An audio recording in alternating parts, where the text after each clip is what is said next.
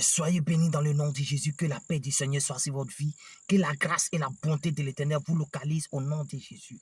Bien-aimé, que Dieu te bénisse. Que Dieu te fortifie. Quel que soit le temps difficile, que Dieu soit avec toi. Quel que soit le moment difficile que tu traverses, laisse-moi te dire, Jésus-Christ est là pour toi. Laisse les gens raconter. Laisse les gens dire, frère, que ça ne va plus. Que toi-même, lorsqu'on te voit, c'est fini pour toi. Tu es stagné, tu es arrêté, tu es neutralisé. Tu n'arrives plus à faire quelque chose. Ta vie est basculée, ta vie est chavirée.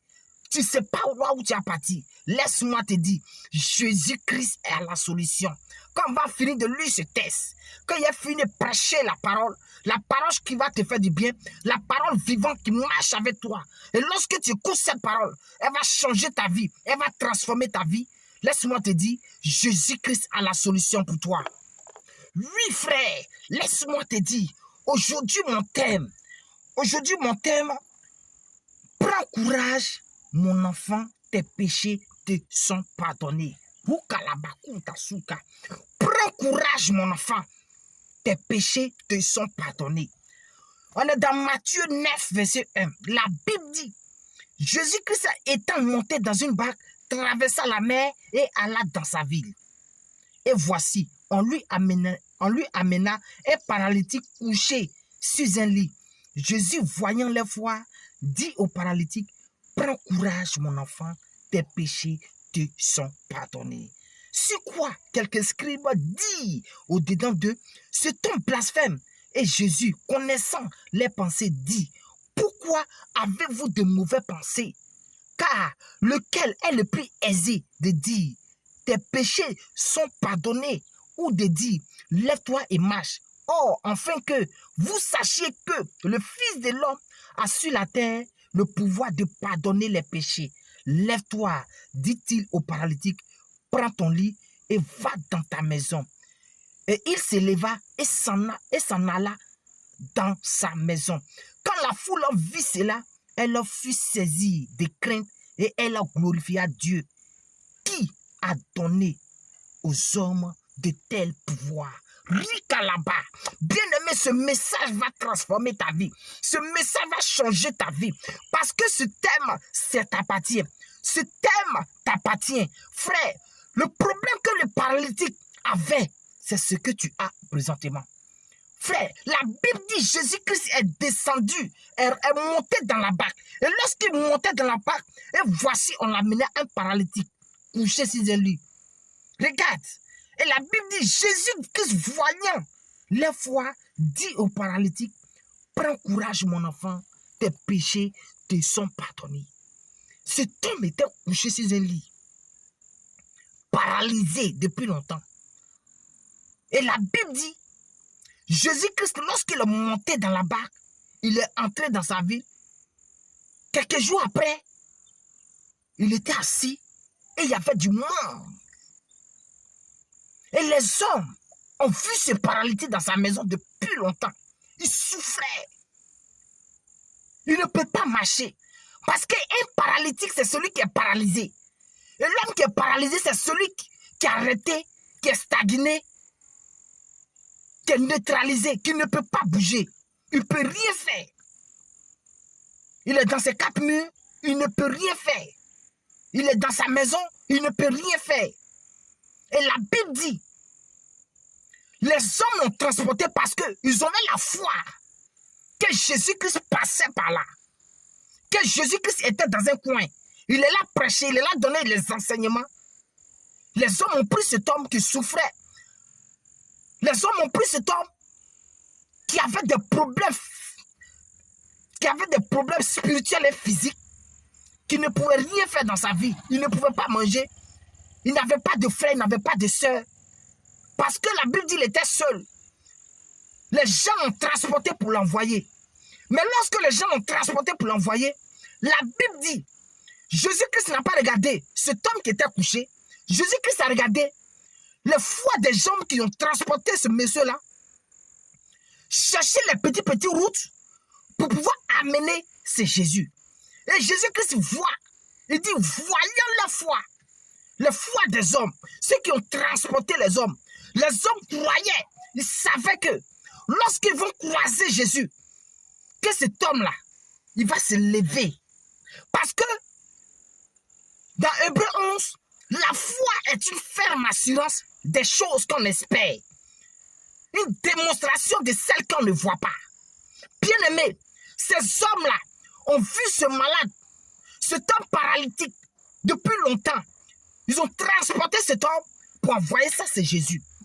Quel que soit ce qui traverse ta vie, quel que soit le blocage qui traverse ta vie, regarde, depuis longtemps, ta vie n'avance pas. Depuis longtemps, tu travailles éléphant, mais tu récoltes fourmis. Bien-aimé, tu es stagné, tu es paralysé. Tu es paralysé. Laisse-moi te dire que Jésus-Christ est là pour toi. Que Jésus-Christ peut changer cela. Ce problème que tu vis, frère, moi ici je travaillais, mais je n'arrivais pas à économiser. Je n'arrivais pas à garder l'argent. Je n'arrivais pas à m'en sortir. Mais le jour que j'ai attrapé, j'ai accepté Jésus, ce paralytique est parti de ma vie. Parce que quand tu es paralysé, tu ne peux plus bouger. Tu ne peux plus avancer. Tu es toujours sur les quatre coins. Tu n'avances pas. Laisse-moi te dire, il y a un espoir. Laisse-moi te dire, il y a un espoir. Ils t'ont tellement parlé de Jésus. Ils t'ont tellement parlé de Jésus. Aujourd'hui, je suis encore te parler de Jésus. Et c'est Jésus-là. Il va te faire marcher au nom de Jésus. Il va te dire, lève-toi et marche. Prends ton lit et va chez toi. Prends ton lit et va chez toi. J'ai la foi et je crois. Parce que lorsque je viens te prêcher la parole, c'est comme si ce sont les gens qui viennent te transporter pour t'emmener vers Jésus. Bien-aimé, mon frère, ma soeur, il est temps que tu prennes une solution sur ta vie. Quelques scribes dedans eux qui parlaient, qui disent cet homme blasphème. Mais Jésus-Christ étant un Dieu, Jésus-Christ étant ressuscité, savait ce qu'il disait. Il dit, pourquoi vous avez de mauvaises pensées dans vos cœurs? Les gens toujours ont de mauvaises pensées dans leur cœur. Ils ne veulent pas ta réussite. Ils ne veulent pas que tu réussis. Mais laisse-moi te dire, avec Jésus, il y a toujours de l'espoir. Et si tu mets ta confiance en Jésus, si tu acceptes Jésus-Christ, ta vie changera. Ta vie se transformera. Parce que c'est Jésus seul qui a la vie. C'est Jésus seul qui reconnaît que tu es Dieu. Quand tu prends Jésus comme ton sauveur, ton ami fidèle, celui qui n'abandonne personne, celui qui n'échoue pas, quand il accepte, il vient dans ta vie et il transforme ta vie au nom de Jésus. Bien-aimé, Jésus-Christ a dit à cet homme, tes péchés te sont pardonnés. Quel que soit le péché qui est dans ta vie, frère, je suis venu te dire, prends courage, mon enfant, tes péchés te sont pardonnés. Jésus-Christ est sur la terre pour pardonner ce péché. La Bible dit, le monde passera, mais sa parole ne passera pas. Sa parole est encore sur la terre. Son esprit est sur la terre. Donc, le péché qui te ronge, le péché qui veut te détruire, regarde, ce péché-là, toi-même, tu es découragé même d'aller à l'église. Parce que tu as fait des maîtres. Tu as tué. Tu as violé. Tu as fait les choses qui n'est pas bon. Mais laisse-moi te dire, ton péché est pardonné. Accepte Jésus. Ton péché est pardonné. Jésus-Christ, pendant que tu n'es pas encore mort, tu es sur la terre. Le péché là est pardonné. La Bible dit, seul péché qui ne peut pas te pardonner, c'est le blasphème du Saint-Esprit. Mais le péché contre le Fils de l'homme, comme ton propre corps, Dieu peut pardonner. Dieu peut pardonner. Tous ont péché et sont privés de la gloire de Jésus. Frère, accepte Jésus. On pardonne ce péché-là. Jésus-Christ t'a déjà pardonné pendant que tu vis encore sur la terre. Pendant que tu respires, Jésus-Christ est là. Mais le jour où tu vas quitter sur la terre, ta vie est finie. Donc je te dis, prends courage comme le paralytique qui s'est levé, qui a appelé les gens. Et Jésus-Christ est venu sauver cet homme. Il a pris son lit et il est rentré chez lui. Que Dieu te bénisse. C'est pour te dire, Jésus-Christ a dit à cet homme que prends courage, mon enfant. Jésus